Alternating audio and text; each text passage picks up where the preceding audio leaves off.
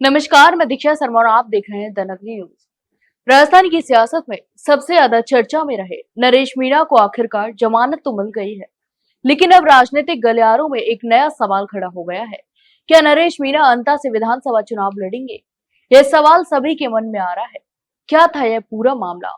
दरअसल कुछ समय पहले अंता क्षेत्र में हुए एक कार्यक्रम के दौरान नरेश मीणा और स्थानीय प्रशासन के बीच विवाद बढ़ गया था। इसी दौरान एसडीएम को थप्पड़ मारने का आरोप नरेश मीणा पर लगा। यह मामला तेजी से सुर्खियों में आया और देखते ही देखते प्रदेश भर में चर्चा का विषय भी बन गया। इसके अलावा प्रशासनिक अधिकारियों ने इसे बेहद गंभीर घटना बताया। वहीं विपक्षी दलों ने भी इसे मुद्दा बनाकर कांग्रेस पर सवाल उठाए।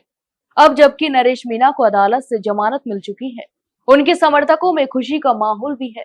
जाहिर सी बात है, खुशी क्यों नहीं होगी जब कोई अपना जेल से बाहर आता है।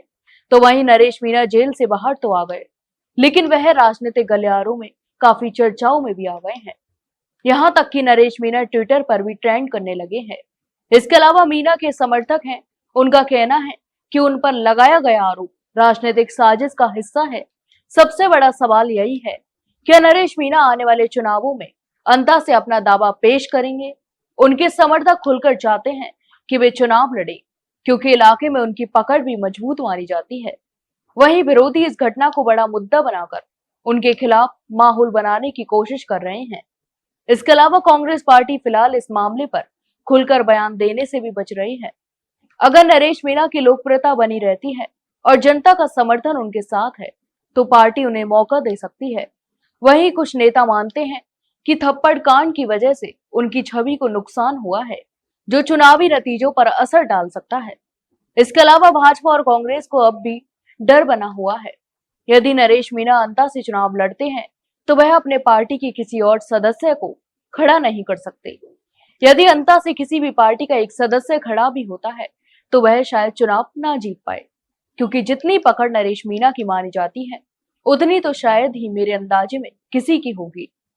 इसके अलावा अंता की जनता दो हिस्सों में बटी नजर आ रही है। इसके अलावा एक वर्ग मानता है कि नरेश मीणा ने हमेशा इलाके की भलाई के लिए काम किया है और एक घटना से उनकी पूरी छवि खराब नहीं होनी चाहिए। वहीं दूसरा वर्ग कहता है कि जनता के प्रतिनिधि को मर्यादा और संयम का पालन करना चाहिए। ऐसे में इस घटना को नजरअंदाज करना सही नहीं होगा।